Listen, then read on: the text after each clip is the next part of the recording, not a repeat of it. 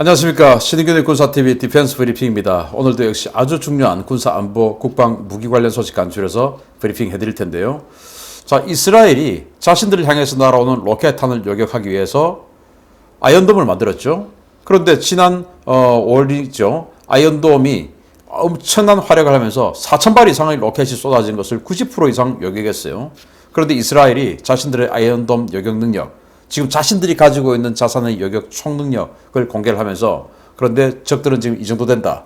그래서 우리 어떻게 해야 된다. 라는 발표를 했는데 한번 보겠고요. 이런 상황에서 이란이 또 한 번 우리에게 웃음을 주고 있습니다. 정말 이 이란이 발표하는 무기 체계의 성능대로라면 이란은 우주 전쟁을 해도 이길 수 있을 만큼 압도적인 기술을 가지고 있는 그런 나라가 되는데, 이번에는 정말 앞으로 100년 후에라도 나올 수 있을까라고 생각이 될 정도의 엄청난 고속정을 발표했습니다. 보겠습니다.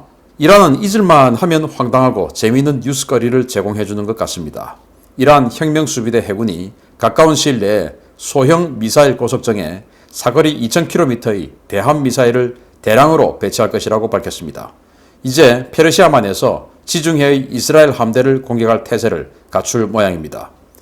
이란 혁명수비대 해군은 최근 몇 년간 함정 건조 기술 분야에서 상당한 진전을 이루었으며, 곧 시속 100노트 이상으로 달리는 선박과 2,000km급 사거리를 가지는 대함미사일이 일선에 배치될 것이라고 후세인 살라미 혁명수비대 해군사령관이 현지 시각 10월 16일 발표했습니다.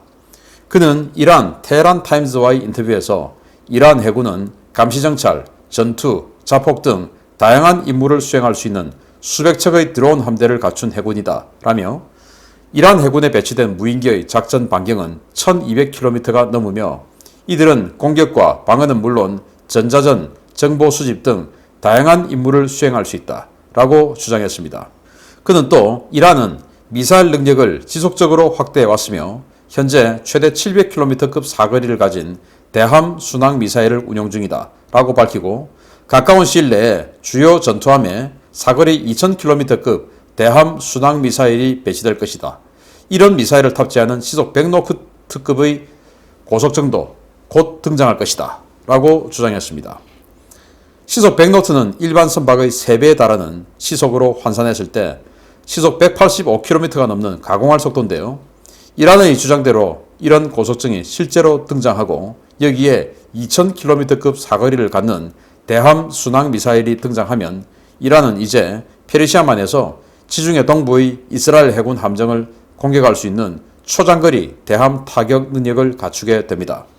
이란은 이런 신형 고속정과 대함 미사일이 중동 바다의 게임 체인저가 될 것이라고 주장하고 있는데요. 이란의 이러한 보도가 나가고 사흘이 넘도록 이스라엘을 포함한 중동 그 어떤 매체도 이란의 이런 보도를 받아 쓴 기사가 식별되지 않고 있어서 이란의 이번 게임 체인저도 소위 방구석 여포 수준을 벗어나지 못했다는 조롱이 쏟아지고 있습니다. 참 이건 지금 그 미국의 HI 서튼이 이란의 주장대로 하면 이 정도 되지 않을까라고 하는 것을 바탕으로 만든 CG라고 해요. HI 서튼 유명한 이 해양무기 전문가죠. 자, 그런데 100노트짜리 시속 100노트짜리 그 전투함이 존재할 수 있겠나? 100노트면 시속 185km인데 제가 시속 한 50km, 60km 정도의 그런 속도로는 달려봤죠. 그리고 시속 한 40노트 이상의 또 예객선도 타봤어요. 부산에서 후쿠오카 가는 코비라고 하는 그런 그 예객선인데 이 부양에서 삼동선으로 가죠. 그것도 파도가 치면 뭐 거의 그냥 이 철판을 망치로 때리는 그런 느낌이 올 정도로 파도가 고속에서는 완전히 이게 저항이 어마어마합니다. 그런데 그거 뭐 한 45노트 해봐야 한 80km 되는데 180km를 무장을 탑재하고 달릴 수 있다? 이건 뭐 기본적으로 삼동선 또는 쌍동선 아니면 파도관통형 뭐 이런 거로 판단이 되는데, 그렇다 하더라도 기존의 그런 형상들의 군함보다 3배 빠르다라는 거 아니겠습니까? 우리 지금 PKG 같은 경우에 워터젯으로 이렇게 구동을 하면 한 30노트 초반대 나오는데 그 30노트 초반 중반 그거보다 3배 빠르다는 거 아닙니까? 정말 무지막지한 속도인데 과연 가능할지. 그리고 또 여기에서 2,000km 사거리의 미사일을 날린다. 그것도 대한미사일을. 아니 타겟팅은 도대체 표적 식별은 어떻게 하고 표적 획득은 어떻게 하고 유도는 어떻게 하고 여기에서 2000km 밖에 있는 걸 어떻게 탐지해가지고 미사일 날린다는 것인지 정말 이해할 수 없는 그런 주장을 하고 있습니다. 그래서 이란이 그동안 뭐 카헤르 313이라든지 그들이 주장하는 항공모함이라든지 이런 것들 다 보면 정말 말도 안 되는 그런 무기 체계들이었는데 이번에도 그냥 국내 정치적으로 우리 이런 무기 있어 하고 국내 정치적으로 과시하는 이런 게 아닌가. 근데 실제로 이런 게 있으면 페르시아만에서 지중해에 있는 이스라엘 바로 그냥 사르5, 사르6 지금 이스라엘이 굉장히 강력한 초기함들 만들고 있는데 그거 바로 때려버릴 수 있죠. 그런데 실제로는 어떻게 될지가 저는 불가능하다라고 생각이 되고 이런 상황에서 이스라엘은 이란을 배후로 지목해서 우리 가만히 있지 않겠다라고 하는 성명을 발표했습니다. 보겠습니다. 이란의 핵개발 완료가 현실에 가까워지면서 이스라엘과 이란의 군사적 긴장감이 최고조로 치닫고 있습니다. 이란이 헤즈볼라에 대량의 물자를 지원하고 있고 이스라엘은 하루 최대 2,000발의 로켓 공격에 맞설 준비를 하고 있다는 소식이 전해져 왔습니다.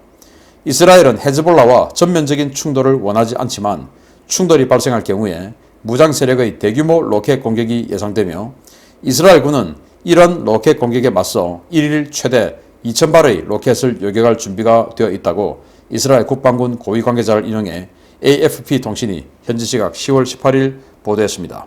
AFP 통신은 지난 5월 이스라엘군은 가자 지구에서 팔레스타인 무장단체와 11일간에 걸친 격전을 치렀으며 이 과정에서 팔레스타인 무장 세력은 이스라엘을 향해 4,400발의 각종 로켓과 박격포탄 등을 발사했으며 실제 이스라엘 민간인 거주구역으로 날아온 발사체의 90%는 아이언돔 시스템에 의해 요격되었다라고 전했습니다.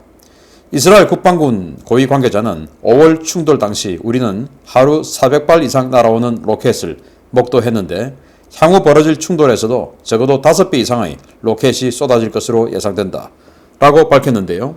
이 관계자는 이스라엘 정보당국의 리포트를 인용해서 1일 1,500에서 2,500발 이상의 로켓이 이스라엘로 쏟아질 가능성이 있다 라고 경고했습니다. 이스라엘군 관계자는 이 같은 우려의 근원은 레바논을 거점으로 활동하는 헤즈볼라에 대한 이란의 지원이다 라며 멀지 않은 미래에 직면하게 될 헤즈볼라의 대규모 로켓 공격의 배후에 이란이 있다고 비판했습니다.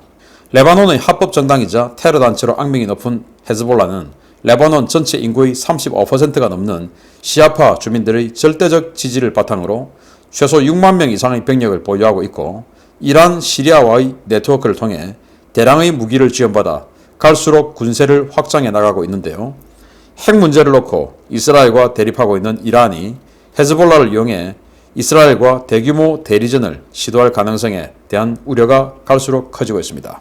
지난 5월에 이 하마스가 계속 로켓을 쏘았는데 그게 하루에 한 400발 정도. 그런데 그걸 11일간 쏘았고 총 4,400발이 날아왔는데 그 중에 90%를 요격했고 그 90% 요격한 나머지는 뭐 그냥 사람 별로 안 사는데 떨어졌고 인명 피해 별로 없었죠. 근데 그보다 더 많이 쏟아지면 어떡할 거냐 이런 것도 있는데 왜냐 헤즈볼라가 또 하마스가 그동안은 이 단발식 로켓을 쏘았어요. 그런데 최근에 보여지고 있는 이 하마스나 이쪽 지역의 무장단체들의 사진을 보면 8연장, 다연장 로켓들이 많이 있습니다. 이 픽업 트럭에다 얹은 8연장 로켓. 근데 이 레바논 같은 경우는 이런 공업 기반 시설들이 다 없어요. 어디서 나왔냐? 이란이 줬다 이겁니다. 그래서 최근에 이스라엘 F-16과 F-15가 이 시리아 동부 지역에 있는 이란군 군수 시설을 때려버렸다. 여기에서 다 나온다 이겁니다. 그래서 레바논 같은 경우는 이 헤즈볼라 우리가 뭐 그냥 헤즈볼라가 테러 단체 이러는데 그게 정당입니다. 우리가 지금 더불어민주당, 국민의힘 같은 정당인데 문제는 정당인데 무장을 하고 있는 민병대를 소유하고 있는 정당이다 이거예요. 그 민병대가 이제 이스라엘을 공격하는 이런 행동을 한다라는 것이고 또 이란은 이 헤즈볼라라는 여기를 또 무장을 지원합니다. 헤즈볼라에게. 그래서 레바논을 기점으로 활동하는 무장 세력이 헤즈볼라. 그리고 레바논 외에도 또 이제 여기 정당이니까 이 레바논의 정당이 다른 데서는 또 활동할 수 없지 않습니까? 그런데 이라크를 또 중심으로 활동하는 시아파 무장단체는 카타이브 헤즈볼라. 다 이제 이란이 지원해요. 그래서 과거에 이제 솔레이마니가 그 드론 공격에 의해서 죽었는데 그 솔레이마니가 이런 단체들을 지원하는 이런 일들을 하고 있었습니다. 그래서 지금 이스라엘 입장에서는 이란이 이렇게 주변에서 계속 도와주고 있기 때문에 우리가 앞으로 더 큰 위협에 시달린다. 그런데 우리의 능력은 지금 아이언돔 10개 포대를 바탕으로 우리가 방공 자산을 세팅을 하고 있는데 하루에 2,000발까지는 여기 갈 수 있는데 그게 넘으면 우리는 힘들어진다라고 한 겁니다. 그래서 지금 이 이스라엘 국방군 관계자는 결국 2,500발 정도도 날아올 수 있는데 그 500발이 치명상을 입을 수가 있죠. 그러니까 여격 자산을 더 늘려주고 또 더 중요한 것은 예방적 선제 타격을 하는 것이다. 이란에 대해서. 그래서 그러한 여론을 환기시키는 이런 작업에 들어갔다. 그래서 중동이 다시 이란과 이스라엘을 중심으로 지금 전운이 고조되고 있는 이런 상황을 볼 수 있습니다. 아무쪼록 중동 정세 안정이 되어서 이 기름값이 좀 안정되기를 기대합니다. 마치겠습니다. 감사합니다.